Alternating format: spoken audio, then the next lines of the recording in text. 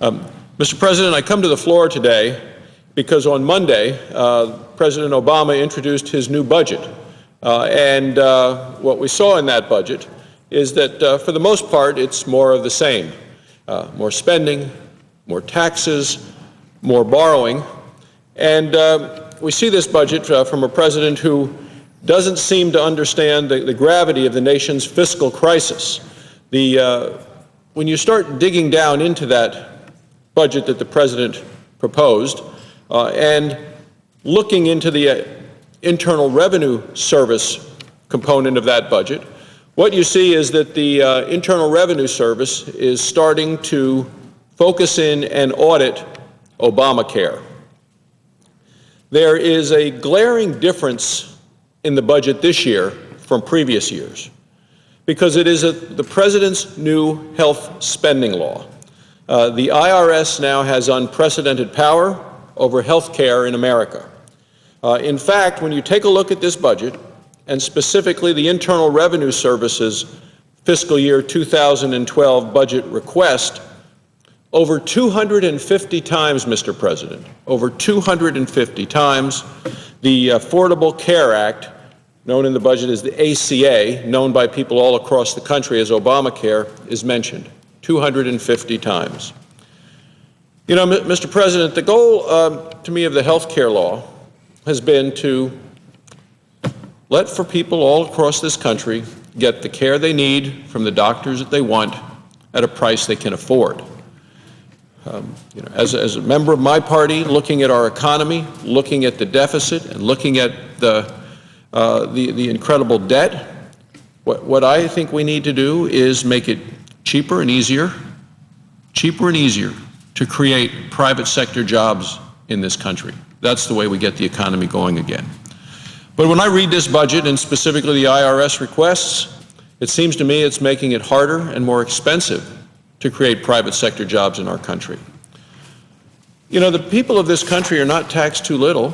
The problem is that the government spends too much. And when I take a look at this budget, that is exactly what I'm seeing being rejected by this administration. Because it seems that this administration is more interested in taxing, in raising taxes, rather than cutting spending. So when you take a look at what the IRS says in the budget, it says the implementation of the Affordable Care Act of 2010 presents a major challenge to the Internal Revenue Service. This is the IRS talking about the law that was crammed down the throats of the American people in the middle of the night, written behind closed doors. We're all familiar with it. Now it is presenting a major challenge to the Internal Revenue Service. The Internal Revenue Service goes on to say that this law represents the largest set of tax law changes in more than 20 years, with more than 40 provisions that amend the tax laws. The Wall Street Journal reported earlier this week that the budget gives the IRS the ability to hire 5,000 new workers. 5,000 new workers. After taking a close look at the IRS's plans, we know that they will have to hire over 1,000 new IRS bureaucrats, Washington bureaucrats, to implement Obamacare measures. And what are some of those that now we're going to have IRS agents coming and looking into? Well, one is the tanning tax, the component that promotes compliance with the new excise tax on tanning facilities. The IRS is requesting another $11.5 million and requesting 81 more full-time equivalents to go ahead and implement this tanning tax. For oversight, they call it strengthened oversight of exempt hospitals. Mr. President, these are tax-exempt hospitals, hospitals that don't pay taxes. But to do an oversight of these hospitals, they want another $9.9 million and another 84 full-time employees. In information, the new health coverage information reporting, they want $34 million and 100 new full-time employees. Something I call Obamacare 101, assisting taxpayers in understanding the new provisions. The IRS is requesting $22.2 million and hiring another 150 full-time equivalents. And then, of course, the call centers, the IRS call centers, so that if someone has a question, they can call in, ask a question. They want another $15 million because of the complexity of this new health care law that's going to be difficult for people to understand. You know, the American people and small business owners, and those are the job creators of this country, Mr. President, they want the IRS to make their lives easier, not tougher, not audit their health care choices and their health care decisions. But adding hundreds of new jobs, millions of dollars to the IRS isn't going to make care better. It's not going to make care more available for anyone. So I'm going to continue to come to the floor with a doctor's second opinion to fight to repeal and replace this health care law, and to do it with patient-centered reforms that help the private sector, not the IRS, create more jobs. You know, Mr. President, this morning we had a little event called Wyoming Wednesday, where people from Wyoming who are here come together in Senator Enzi's office, and we have coffee and donuts and visit. And one of the people here from Wyoming said, you know, I saw a sign and it was worrisome. I said, what was the sign? He said, it said that this location where they're putting in offices used to be a parking lot. You know, when you're replacing a parking lot with more offices for more Washington bureaucrats, that's not a good sign for the rest of America. So here we have the IRS saying that they're dealing with a major challenge because of the health care law. It represents the largest tax law change in more than 20 years. More than 40 provisions are used to amend are being amended in the tax law, and to go after things that they want this kind of money to implement the tax changes with regard to the indoor tanning services, 81 new full-time equivalents. And you may say, well, what's involved in this? Well, the IRS says there are as many as 25,000 businesses that provide indoor tanning services that they're now going to tax, including about 10,000 businesses that offer tanning services along with other services such as spas, health clubs, and beauty salons. Well, I mean, it's so interesting.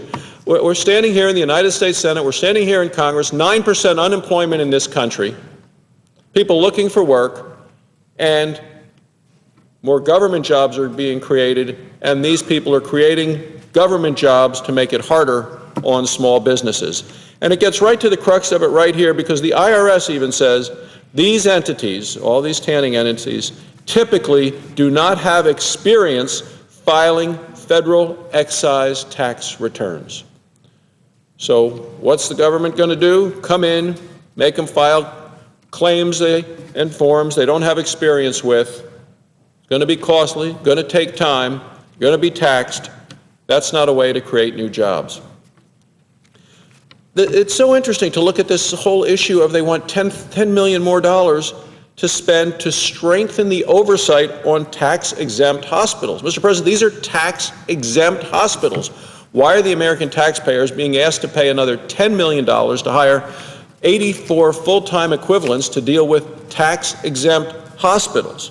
Well, because according to the law that was crammed down the throats of the American people, the IRS is now required to review at least every 3 years the benefit activities of tax-exempt hospital organizations, which number about 5,100 in this country. They actually say in the budget request by the IRS as part of the President's budget that was submitted on Monday, it says these are new requirements for tax-exempt hospitals, which include a majority of hospitals in the United States.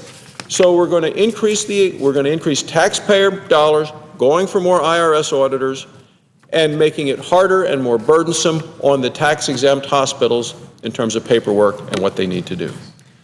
It goes on and on, Mr. President, and that's why the American people are fed up with what's happening in Washington.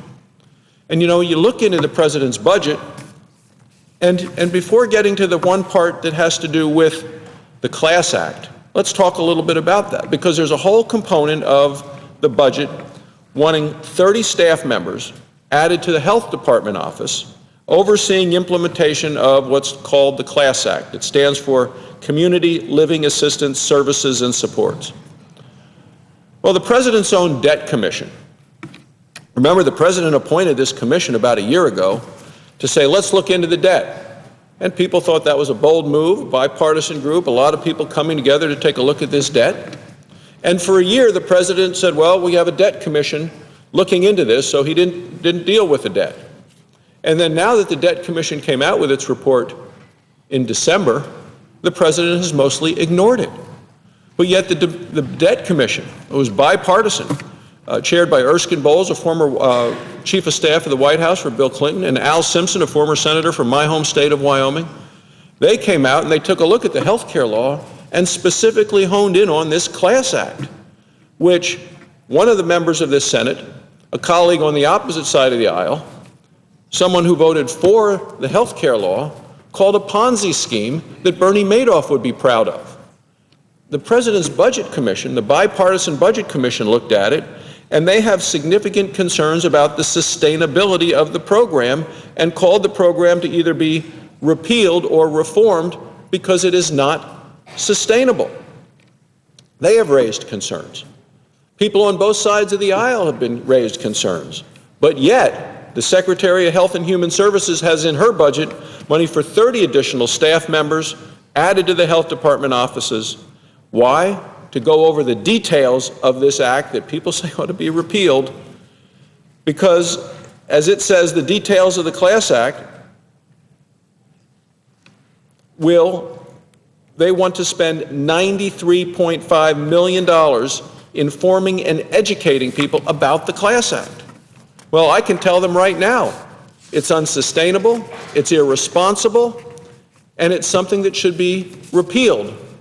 But yet the Department of Health and Human Services wants to spend over $93 million of taxpayer money to inform and educate the public about this component of the health care law that people on both sides of the aisle think needs to go away. Now, Mr. President, finally, I will tell you today, as someone who believes this health care law is bad for patients, bad for providers, the nurses and doctors who take care of those patients, and bad for the taxpayers, that what we saw in the President's budget that came out Monday, coming out for next year, asking for over 1,000 new IRS agents to go ahead and implement the various components and responsibilities that have been put upon their heads by this health care law. This is only the beginning, because the entire health care law doesn't really come into full play until 2014. And that's when Americans are going to have more IRS agents, more money being spent, looking into their own personal lives, looking into what kind of insurance they have. Is it acceptable to the government? Is it government approved? And that's why Senator Graham and I have introduced a piece of legislation called the State Health Care Choice Act, to let states decide. Let states decide if Washington ought to be telling the people in their states that they must buy, that every individual must buy government-approved insurance. Let the states make that decision. Let the states opt out if they'd like. Let states decide if everyone in their state, all the businesses, must provide government-approved insurance to their workers. Let the states decide whether Medicaid, a program for low-income Americans, which is being expanded significantly by cramming 16 million more Americans into Medicaid, which governors all across the country in a bipartisan way are saying our states can't afford this. When a New York Times story shows pictures of Jerry Brown from California and Andrew Cuomo from New York complaining about the mandates that Medicaid is putting on their states, the additional weight and the burden on the people of their states in terms of taxes, in terms of the mandates and what it's going to do for the people of the state who are trying to educate their kids, and the cost and the pressure on education dollars because they're getting shifted to Medicaid, the cost of dollars shifted away from public safety, from firefighters, from police officers, other public safety officers. This health care law, I think people at the state level ought to be able to decide that, no, we don't want this to apply to us. And that's why, Mr. President, I come today again as a physician who practiced medicine in Wyoming for a quarter of a century, took care of thousands and thousands of patients and families, trying to help people get better, all in a way that now I think is being taken in the wrong direction by this health care law, and why I think we want to continue to look for ways to make sure people get the care they want from the doctors that they need at a price they can afford. The health care law that was passed by this body fails in all of those respects, and now we see with the President's budget a request for money for another 1,000 IRS agents, not to help people get better, not to help people get the care they need from a doctor they want at a cost they can afford. No, not at all, but to audit the health care of the American people. Thank you, Mr. President. I yield the floor.